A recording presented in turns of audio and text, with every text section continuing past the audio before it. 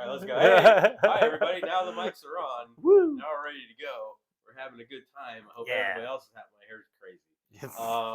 I mean, come on.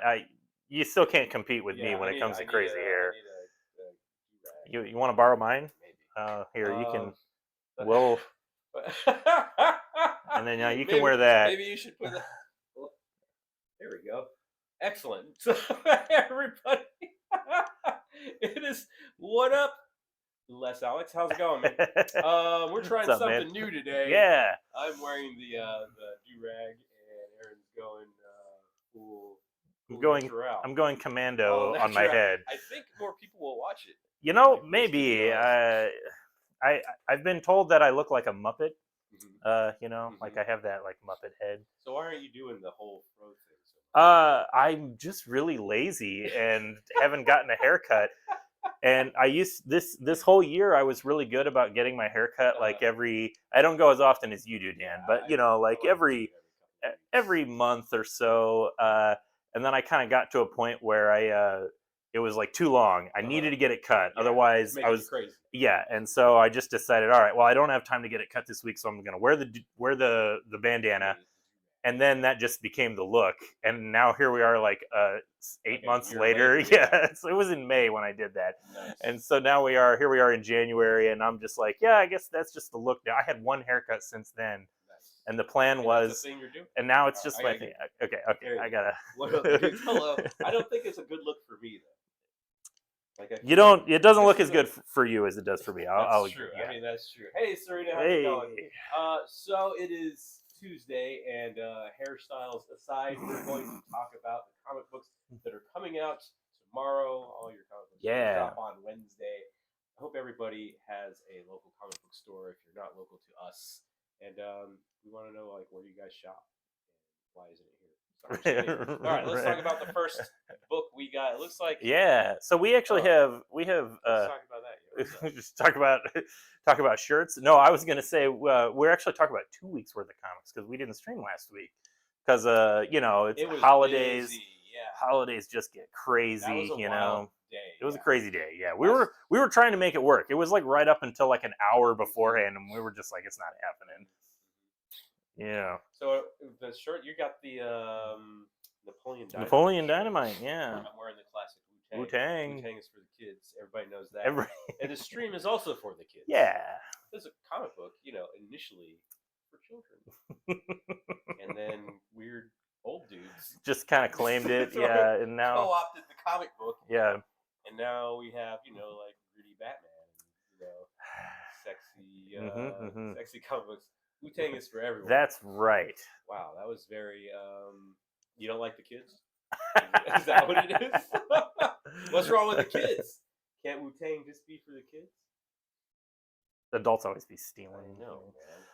Boom. Well, what is this? What are you doing here? Talk about them. All right. Well, I always like to start off talking about facsimile editions. Yeah. And last week, one of the reasons I was excited to talk about books last week, and therefore disappointed that we didn't get to, last week saw the release of 4 different facsimile editions that came out. 4 different books, and so that kind of became my joke. I was like, there's like 4 different books that were released over 30 years ago, all came out last week. So it was very exciting for me to read all these old comics. Of course, we've been talking about Batman Year One. I wasn't even gonna like necessarily talk about this comic because it's been coming out weekly since they started doing it. It's one of my favorite. Well, a lot of people do because it's like the only comic DC publishes. Sometimes it seems like they can always go back to Batman. That's true.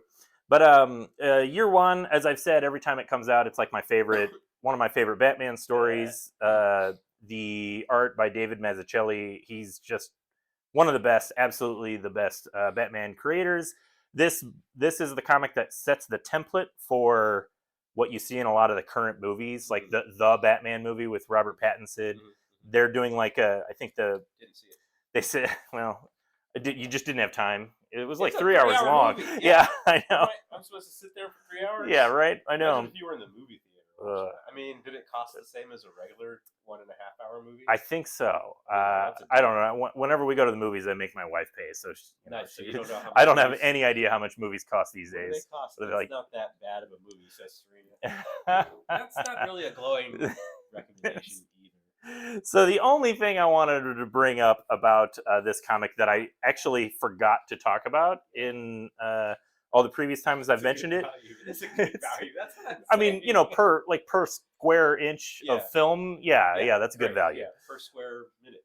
So the notable thing about Batman Year One, I'm just going to talk about it briefly. This is the original colors that's being reprinted. So whenever you buy the trade paperback or the collected edition, it has a new set of coloring done on it, and I kind of prefer the original colors. That's original. This is the original in the single issue. This is the new one. This is more moody. It's more moody, and they try to, and this kind of goes, it's kind of accidentally related to what you were saying about comics being for kids, and now they made it for adults. Yeah. I like older coloring because it looks, to me, in my mind, because I'm an old guy and I read comics as a kid, this is what a comic book looks like.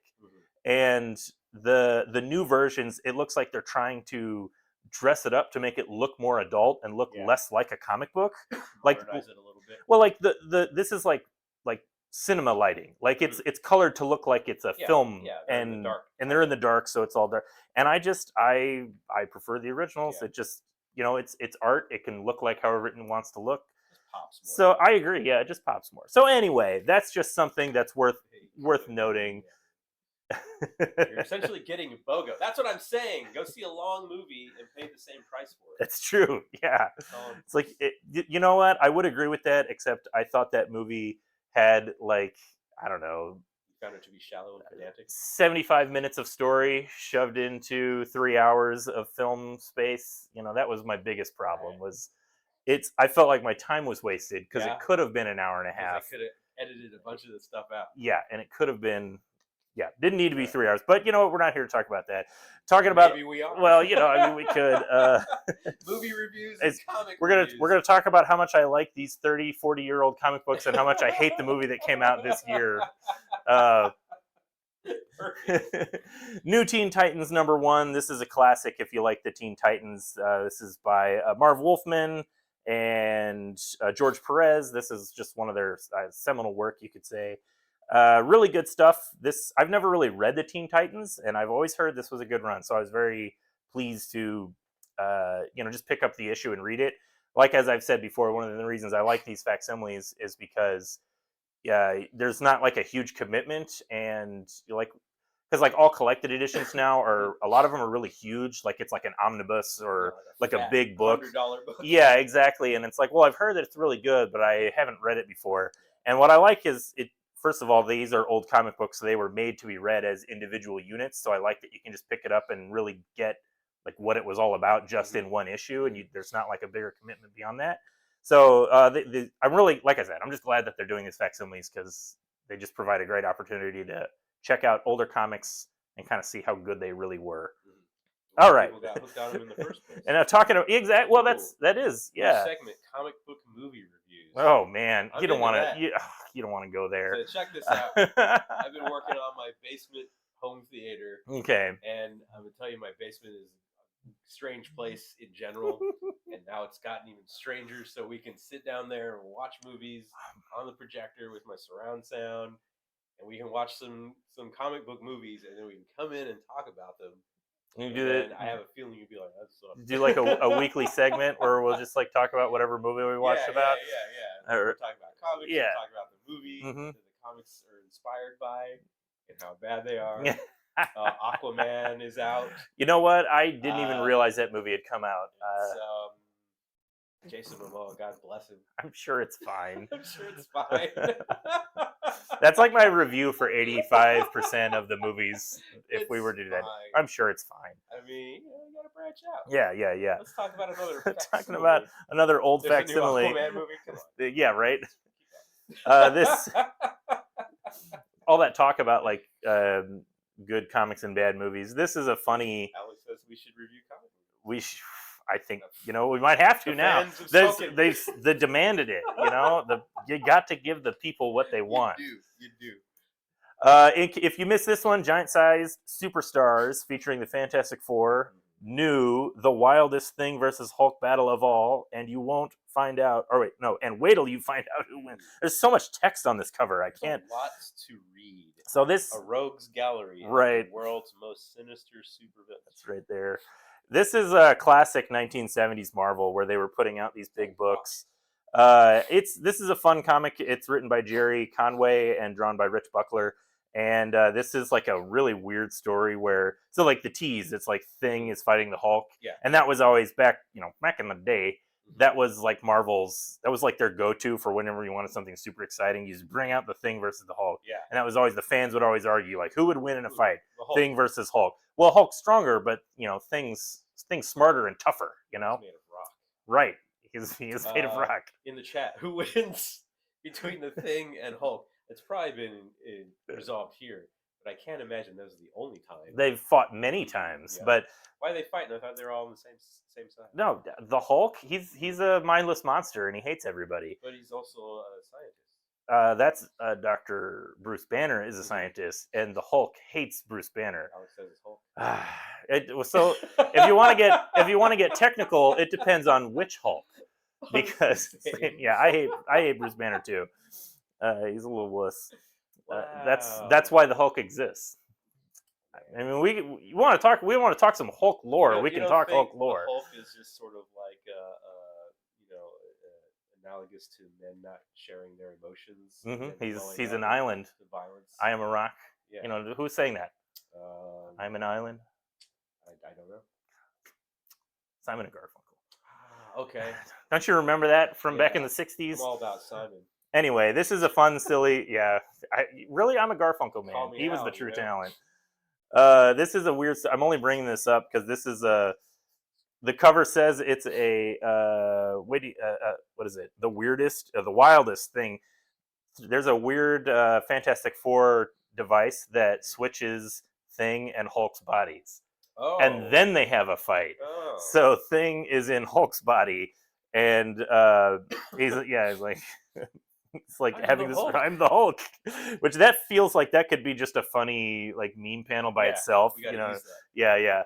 And then they kind of talk about like it's just funny. There's all this dialogue or text, I should say, explaining how Hulk Thing in Hulk's body keeps losing because he's too strong and he doesn't know how to like control all of his strength.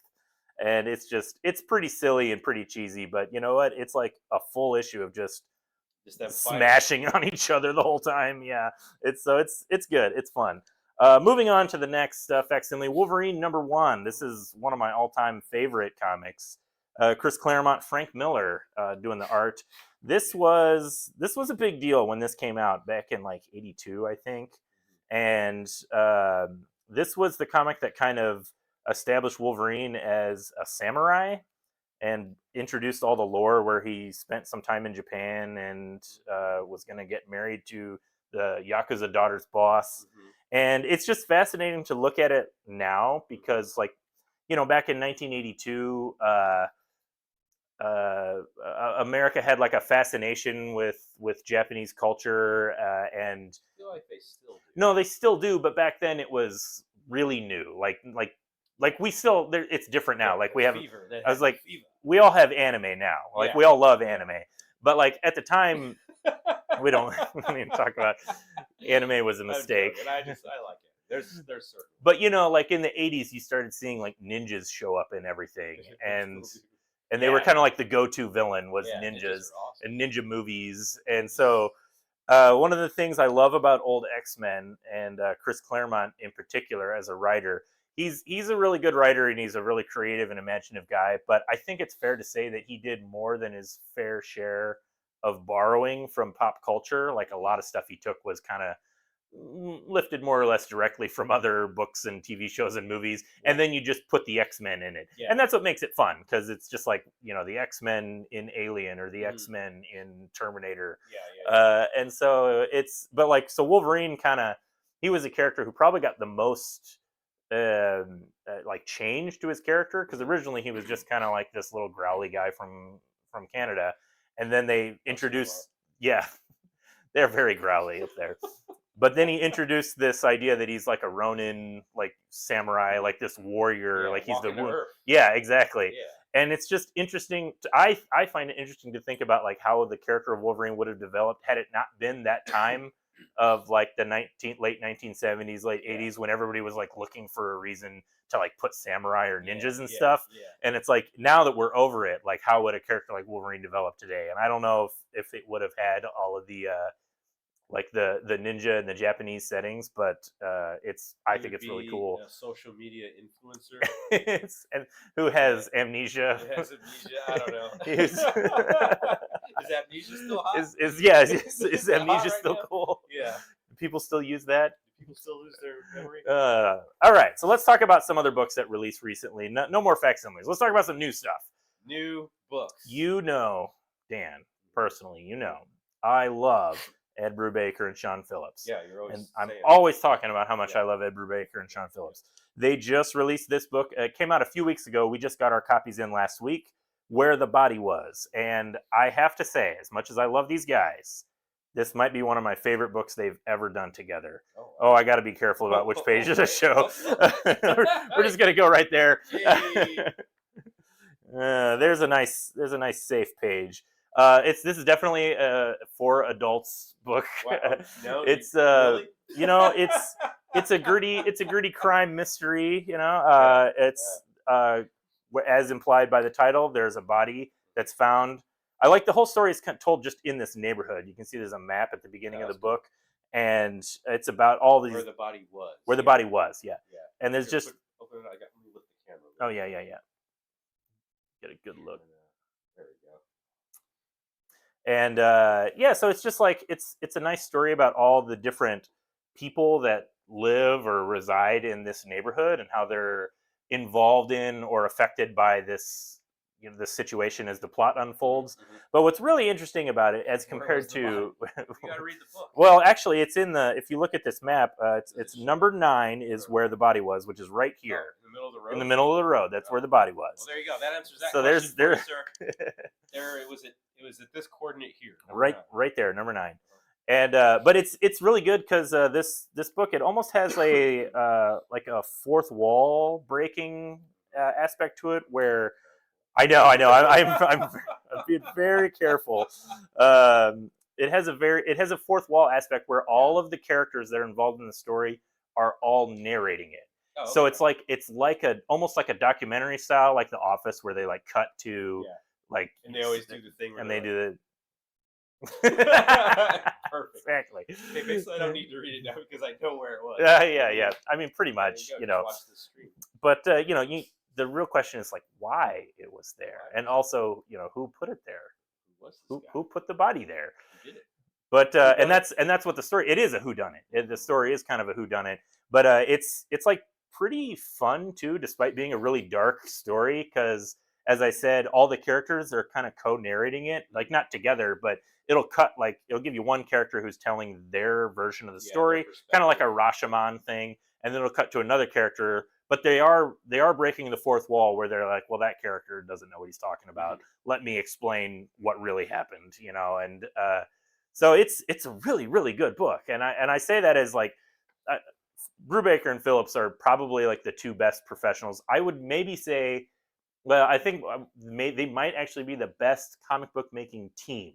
Like, there's a lot of creators out there that are making really great books, but there's a reason that Brubaker and Phillips have essentially been working exclusively together for like 20 years. And it's because they make just the best books together. And I can't sell it hard enough. Like, it really is just one of the best books. Where the body will be. And then the third book is when will the body be? when did that body show up? When did the body show up? All right, another book that we just got recently that I'm very Axe Wielder John. I love this comic. Now, this is a book. Yeah, it's weird. He's got a big gash on his face. This is another one I don't have to be like super careful about which pages I show. It's really violent. This is just a beautiful like battle, like just very cool character designs. Weird. It's old school. Yeah, exactly. So says that. Oh, you gotta warn me about this, Dan.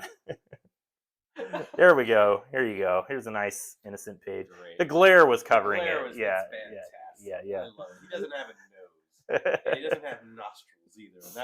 And that bothers he you. doesn't have the holes in his head where he would breathe. There's some pinup art in the back that shows he has two tiny little nostrils in there. You just can't see it the way Nick Pitara draws it. Yeah. So this is a new book. It's written and drawn by Nick Pitara, who is an artist that I really, really have loved for a long time. I actually first saw him like on a message board in like 2008 or 9ish, and I was telling him how much I loved his art, and he had just gotten his first Marvel gig.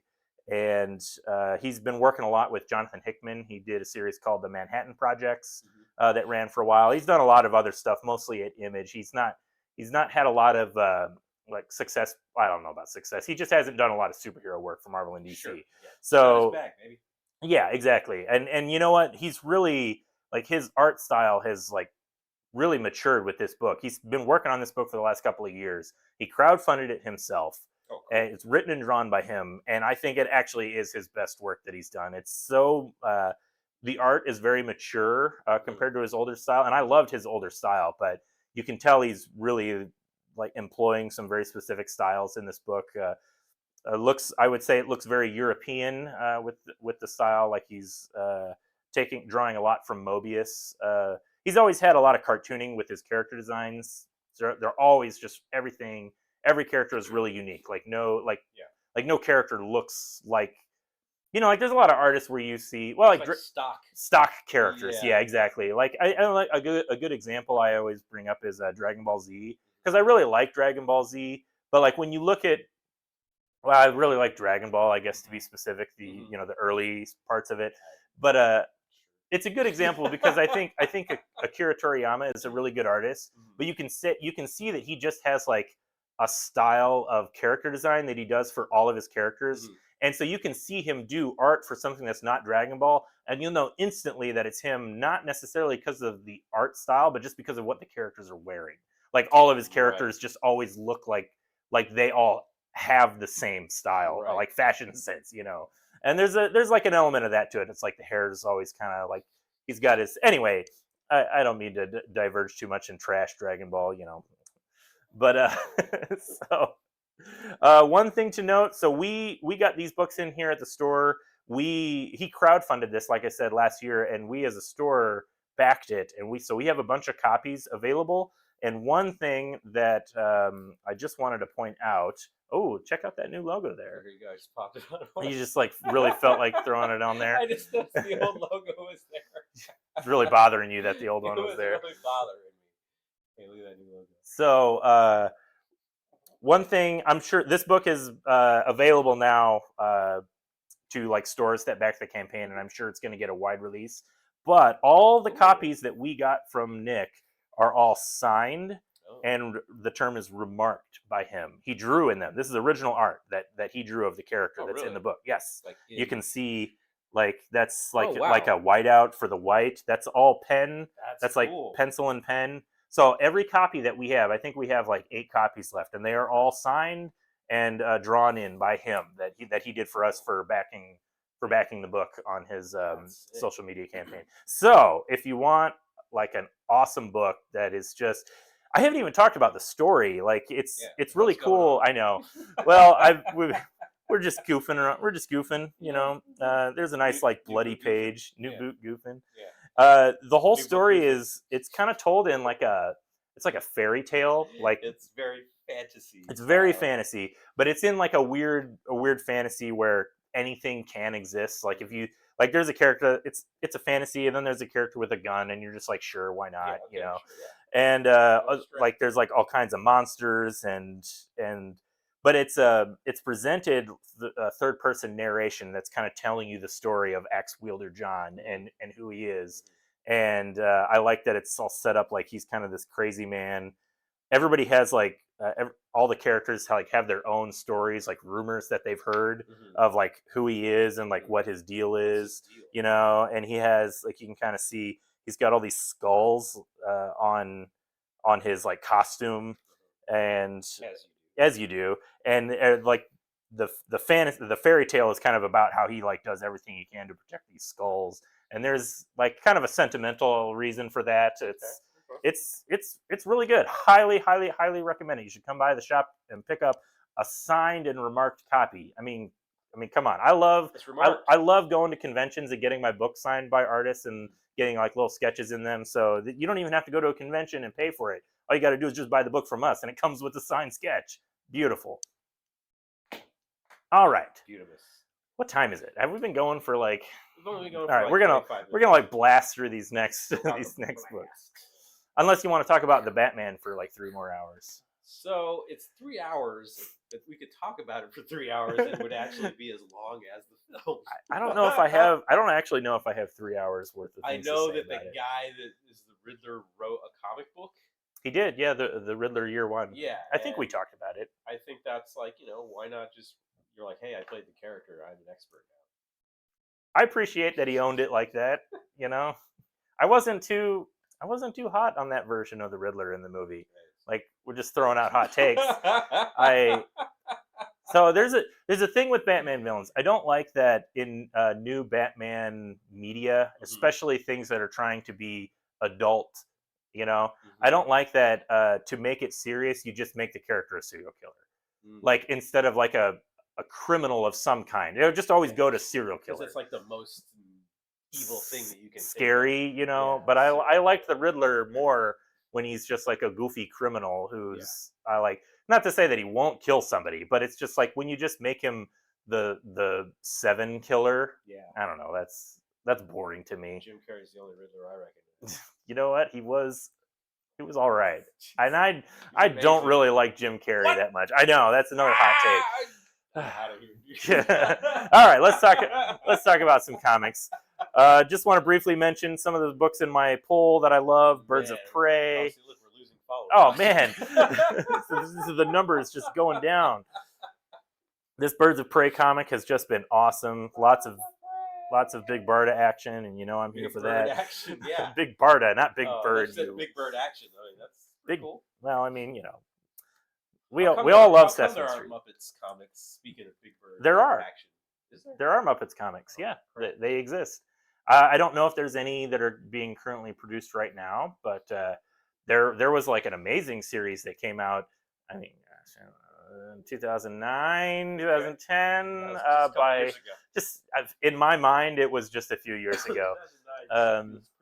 Yeah. It was by Roger Langridge, I think is his name. That's how it's pronounced.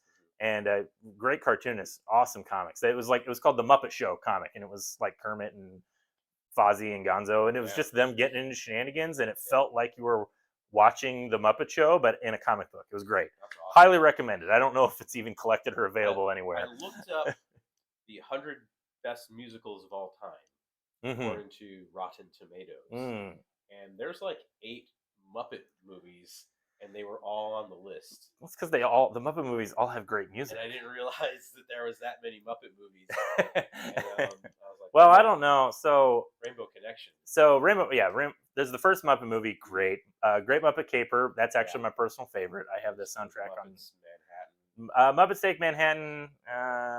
I'm sad that was like the last. I think that was the last film that Jim Henson did for the Muppets, and so I'm like, I wish he could have done another one. But Christmas Carol, great. Yeah. Muppet Treasure Island, pretty good. I start to get disinterested with the Disney Muppets. Okay. But Christmas Carol and Muppet Treasure Island are good. Everything after that, though, I don't have time for. Right. Birds of Prey. Birds of Prey. I haven't read this issue yet. I just know it looks amazing. I love it. I think you should read it if you haven't already. Boom! I'm here for Big Barda. Shazam! Another one that's always in my pool. I love these Chris Samney covers. This issue features Black Adam, and it's basically The Rock. Did you see Black Adam? I did not. I did not even care about seeing. I don't really know what his deal is. He just doesn't seem like an exciting character. So okay. I just said stuff to get you. Well, it's working. He's an interesting character, but not as like a solo movie. Like He can't carry his own film. he works as a villain, or at some point he kind of became like an anti-hero, kind of like Venom was a villain for Spider-Man, and now he's kind of his own character. And so I'm sure they saw the success of Venom and Morbius, and yeah, and they were just like, yeah, we don't need him to be in a Shazam movie. Plus, The Rock cynically used that character to try and prop himself up to be the next Superman, and he refused to have Black Adam appear in Shazam because fighting against Shazam looks lesser than if he's fighting against Superman in his own Black Adam movie. You see, so it was really. So you have a problem with The Rock, is what it sounds like. I mean, a little bit, but he's no Arnold Schwarzenegger. That's all I'll say. Mr. Freeze. Yeah, classic. I mean, Ice to See You. Come on, I love that movie. Perfect. I mean, the '90s was probably the perfect comic book movie time. Hey Dan, what killed the dinosaurs? The Ice Age. That's what passes for a pun in that movie. I mean, perfection. It's beautiful. Well, anyway, this Shazam comic is cool because it's got Black Adam and T-Rexes, and they just like fight a whole lot. I haven't even read it yet, and I love it just based on that. Based on T-Rex. Talking about Arnold, Conan the Barbarian. Yeah. I'm loving this series. I had to get this variant that's done up to look like the little golden books. Yeah, I thought it was. Right? It tricks you, except for it's like it's clever. It's and the blood, like the pool of blood and skulls. I like it. I've been buying the variant covers for this series. Yeah, I know. I mean, I guess I got to remember this is not the Marvel Conan, so you got to be careful about. Yeah, this book has been awesome. Again, I haven't read this issue yet, but I still love it. I can say that confidently. Unnatural Order #2. We talked about this book when it came out. Pay for this version. Yeah, so Vault Comics put out issue #1. They sent us like, I don't know, 30, 50 copies, and they were all free. So if you came into the store over the last month or so, you should have gotten a free copy of issue #1. Well, now issue 2 comes out, now that they've hooked you. I think we talked about it. I didn't want to spoil the ending, but as a refresher, you might remember. You probably don't remember, Dan. No, I remember. So my consensus of the book was I felt it was very middle of the road. Like it felt very like what's the word I'm thinking of? Formulaic. Formulaic. That's exactly what it was. It felt like a formulaic D&D campaign where you had your group of characters and they were all trying to break into this castle to steal like a thing, and it just. I kept thinking as I'm reading it, like this book better have. But then the last page. It better have a good last page twist, because otherwise this feels pointless. And it did have a good last page twist. And now that issue 2 is out, I guess we can talk about it. The last page twist is that all these fantasy characters were breaking into this castle to find something, and that thing was a modern day like jet fighter pilot guy, like a military soldier. And so this issue picks up in the present day. And the basic setup is that CERN accidentally opens up a portal to like this like demon fantasy world, and it happens. And so then they crash land and they're getting attacked by monsters and stuff. And it looks really cool. It's interesting how this issue 2 kind of feels like it's just another issue 1, and I think it's an interesting marketing tactic where I wonder how much of that was like planned out like that, where I can envision a scenario where this issue 2 was originally issue 1, and they're like, well, no, not necessarily a better hook, but like we just want to promote it, so like let's put out like a free preview. And then they're like, well, rather than put out a free preview, let's just do like a first 5-minute scene that's like a big like twist on the setup. And yeah, it was. I thought it was pretty interesting. I enjoyed the second issue. Curious to see kind of where it goes as the stories kind of intersect. But yeah, it's definitely something worth checking out. I'll tell you right now, my T-shirt looks like it says Dan Tang. Dan Tang. Dan Tang. I'm pretty excited about that. What's the next book? All right, next up, new #1 that comes out tomorrow. I always try to look at the #1s. Yeah, Pine and Merrimack. This is by Kyle Starks, who he's done a lot of different comics. He did I Hate This Place, and Yep, I've seen that one. yeah, that one's been coming out for the last couple of years. This is it's a detective story, basically. Oh, This is another one where I might have to be careful about which pages I open up to. Okay. This is illustrated by Fran Galan. Wow. I don't know if I'm pronouncing that correctly, but Gallon. Gallon. But What's the that little Ghislaine? Ghislaine. Oh, that's probably it, Fran Galan. Anyway, this is a fun little detective story where it's a fun little story. It's a detective agency where the detective is an ex-homicide cop who got tired of seeing dead bodies, so she just set up her own detective agency. And her partner is her husband, who is an ex-MMA fighter, and it's kind of like she's the brains and he's the muscle, and they just try to solve mostly simple cases of like infidelity or she's like very specifically doesn't want to deal with missing persons or other like dangerous things. She wants to live a quiet life. But then, something happens and they get drawn into this case with a missing person, and it's a missing teenage girl, and there's story reasons for why she's compelled to take this case. It's pretty neat. I love a good film noir, like a good detective comic. Yeah, that's like you're saying. Yeah, I do. I mean, that's what we just talked about the Ed Brubaker, Sean Phillips.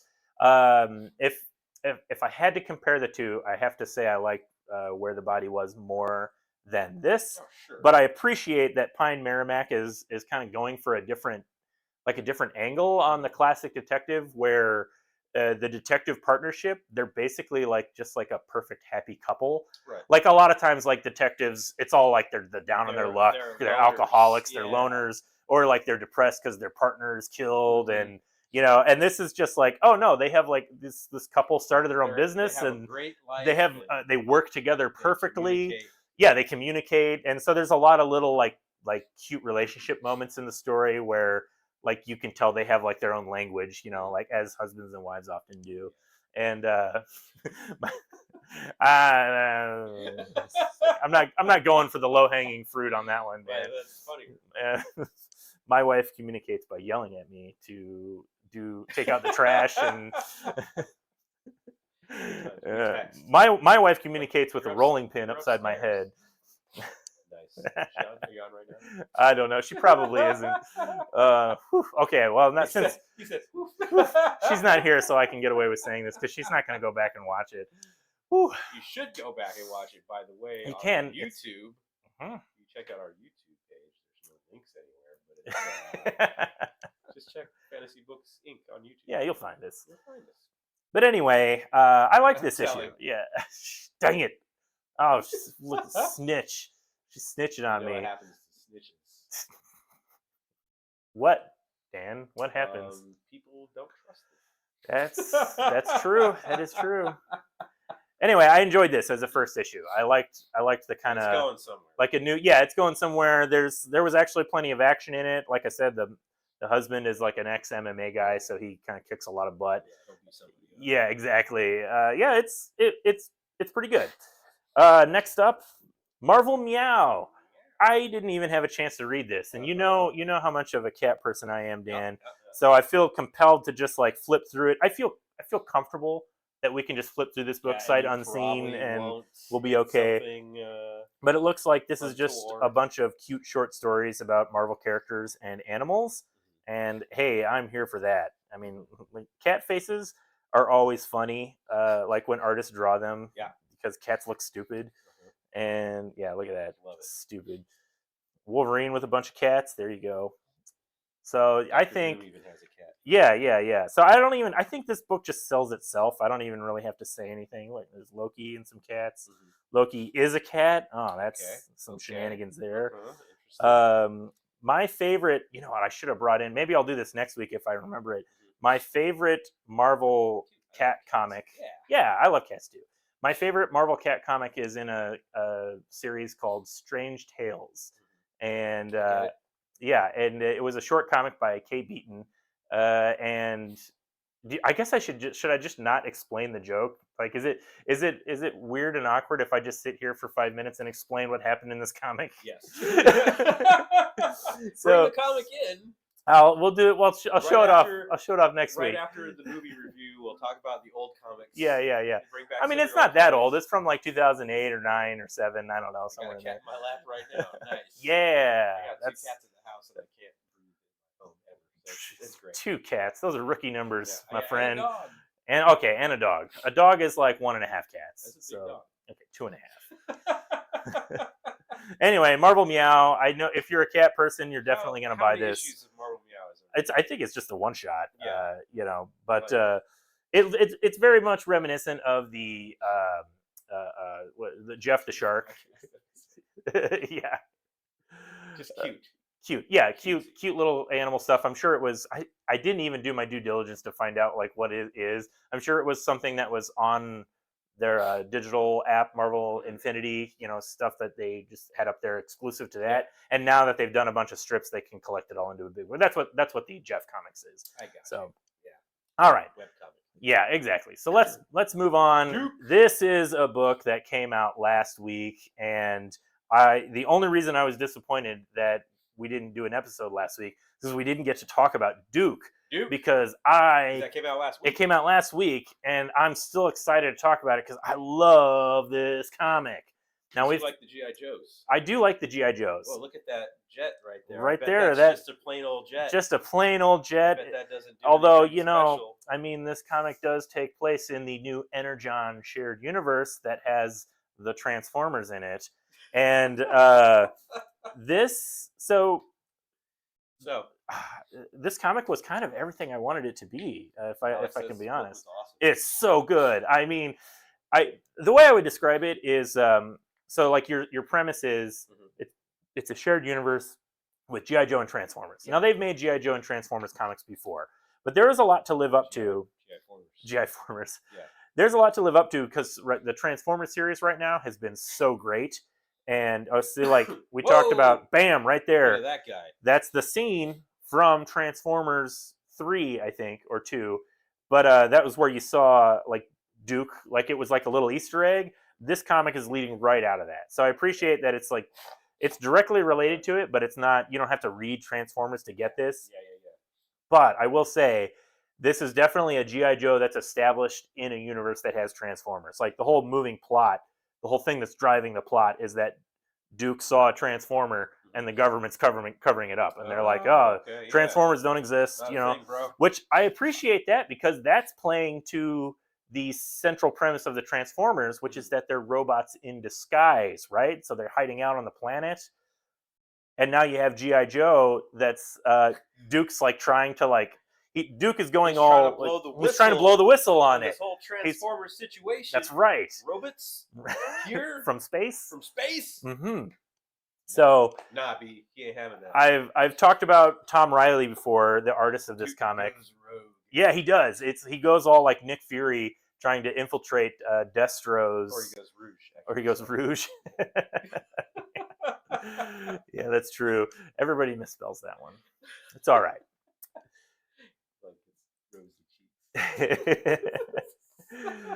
Another thing that space robots. This issue's been not out in my country. This issue's been out a week, so I don't mind spoiling it. I was so happy to see this character show up. This guy right here, and like he's in a Star Trek. So he doesn't he? But I gotta say, I was super excited because I recognized him immediately. He was actually one of my favorite toys that I had. Believe it or not, he was from the '87 or '88 line. He is in the G.I. Joe movie, the animated movie. He was part of Slaughter's Marauders. He was. That's his. Well, the M is because his name is Mercer, and it would make sense if it was for Marauders. But I was like, oh my gosh, that's Mercer, and then he actually was named, and he's like a part of the story. So I was really excited that it wasn't just like a background, it's just an Easter egg. Like the real fans will recognize him, but he's actually in it, like a part of the story. So that was really cool. Space Robots. Anyway, this book, it's written by Joshua Williamson, who is writing Superman, which I've talked about a whole lot on the show. And it's drawn by Tom Riley, who's one of the most underappreciated comic book artists working these days.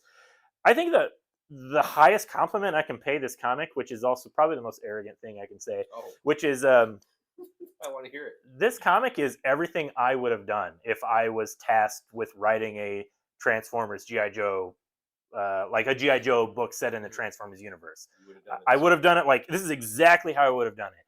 And I don't mean like I would have thought of this exactly. What I'm saying is when I read this, I can't think of any better way to do it. Yeah. Like this is just exactly how it should be done. No notes. I like that. Yeah, exactly. No notes. I like that. I mean, Talks for 10 more minutes.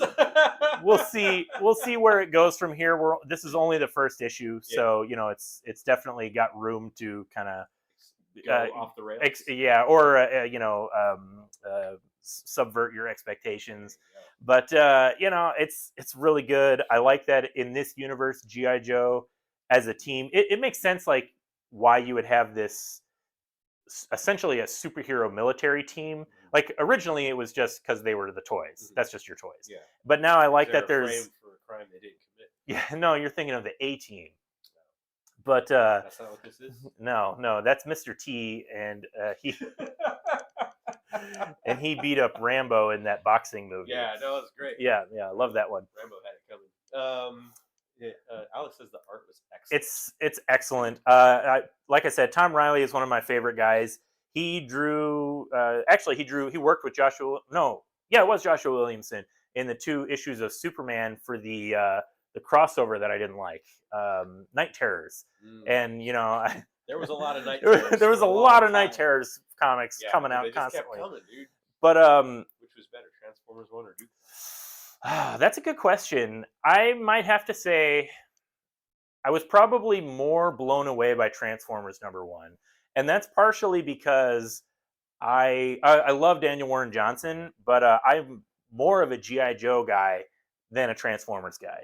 I knew I was going to enjoy Transformers #1 because it's by Daniel Warren Johnson, and I had the toys as a kid too. But I just was really in awe of how good it was. Yeah.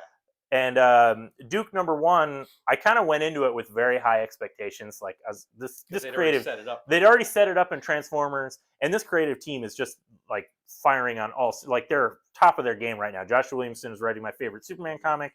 Tom Riley has just drawn some of the best comics. He drew that Ant-Man series from last year that you make fun of me for saying it's an homage to Kirby all the time. That originated from that comic.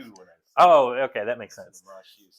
So I guess what I can say with Duke is that I had very, very, very high expectations going into it, and they were still kind of exceeded. Okay. Yeah, like I.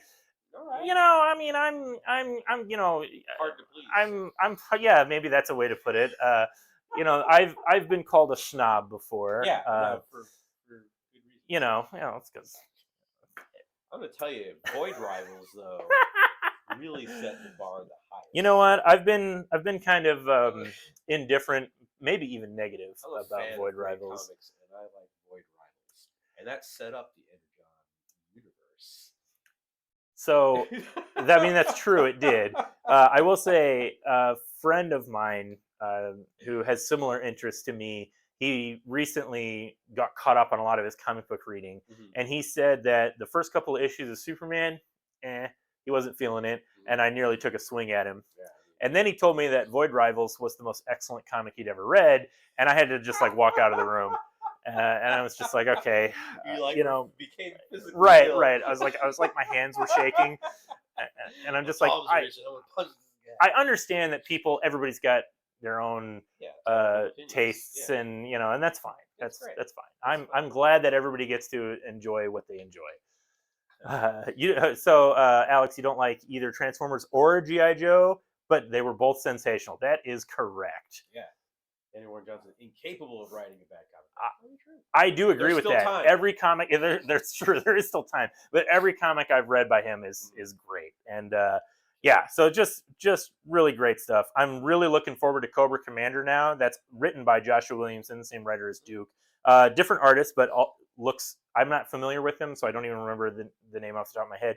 But the preview art I've seen looks really fantastic, so I'm ready for it. Let's do it. Okay, yeah, we always end the show talking about a comic that a coworker picked out. Yep. So this one was not specifically picked out for this, but I saw somebody eyeballing it, and I'm going to attribute it's his fault that we're talking about it now. Our friend Brandon couldn't stop himself from picking up Arnold Schwarzenegger, the Little Golden Book, on the subject of the Conan the Barbarian Little Golden Book. Yeah. I mean, like, let's just like superheroes that are better side by side there. These are and it's exactly, it all ties in.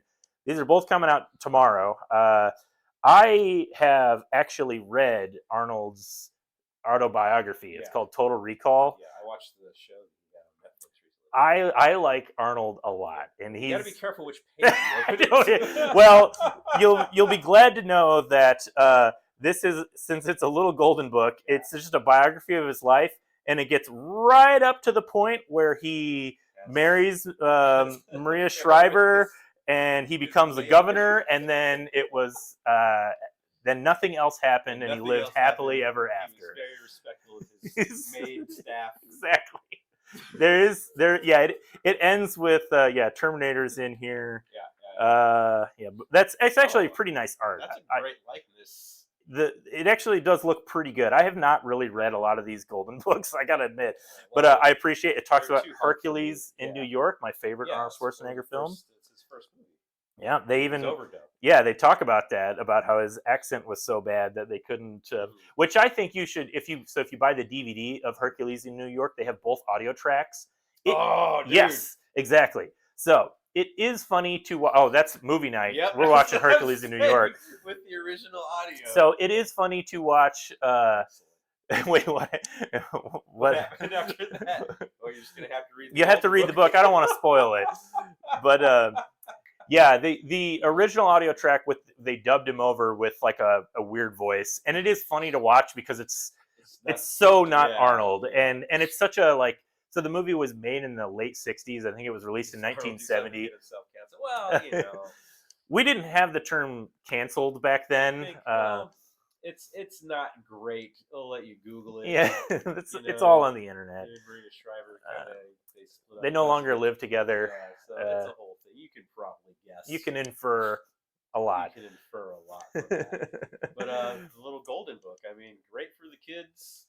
It is, so he did some good stuff. All joking aside, the Little Golden Book does what, like, it's a very simplified version of what his autobiography did, which was really drive home the point of just how driven he was to succeed. He went nuts. And that's why I like reading autobiographies of successful people. I don't know, it's just weird to get that perspective. Like, I remember in the book he kind of talks about so Alex, I guess I have to apologize, Alex. I thought you were being sarcastic when you asked that question. But like his in his autobiography, he actually talks about that too, like how his marriage fell apart essentially, and it's all his fault. But one of the things he talks about, he really liked getting into the role of the Terminator, and he just couldn't stop fantasizing about what it would like to be a robot, because you wouldn't have to sleep and you'd be twice as productive. You could just go, and he was like such a, like, you can see it like when you watch like the Pumping Iron documentary, like that guy just, man, he was driven, and he really drove himself to just like succeed. And I do think a lot of it was like just that weird mix, like that lightning in a bottle mix of like the right personality, the right body, in the right place at the right time, like real, and but he's a fascinating individual for sure. And it's now he's got his own little golden. Now he's got his own little golden book. We'll put him up right next to Taylor Swift and the Beatles, and we'll see is it going to be a 3-book. A 3, yeah. Who's the most iconic? Who's the most iconic? Arnold Schwarzenegger, Taylor Swift, or the Beatles? Who's had a bigger impact on pop culture? All right, that post is coming up soon. I might even do a poll. Boom. Is that all the books? That's all I got for today. Yeah. I would never want to look like you. Basically, it's too big. His response would be, "Don't worry, you won't ever look like me." Yeah, that's very true. Yeah. I mean, he knew how to handle all that. I mean, he did. I mean, when you're that giant, successful, like, you think someone's gonna bother you by saying something. Right? Yeah. That's kind of how we are here. It's very much so. I'm unbothered by anything. That's true. Except for when I like remember saying like something that was factually wrong like 3 months ago, and then I can't sleep at night. Yeah, You know. well, But other than that, I don't sleep anyway. It's terrible. So that's the books, man. Yeah, We did it. we did it. It was Another Tuesday. You say it. Another good. I was gonna say another good week. You were gonna say another good 2 weeks. Another good week. I mean, Another- another Tuesday in the bag. Mm-hmm. We previewed some books, and yeah, go buy some comic books tomorrow. Yeah. At, Fantasy Books and Games, or if you don't shop here, you're crazy. But also find somewhere that you like comic books and shop there. There's something there for everyone, and yeah, it's not just superheroes. Like I Yeah. thought. But now I'm learning all kind of great stuff. Right on. And thanks for tuning in, everybody. It was good to chat with you, Alex. Love it. We like being interrupted, and I'm not being sarcastic. We do like that because Dan can't keep throwing me off all the time. Like he's, I'm you know, trying. I know you're trying, but I need some other people to pick up the slack. Love it. Tell your people, tell your friends, share us, all that good stuff, and we will see you next Tuesday. Boom. Yeah. Bye.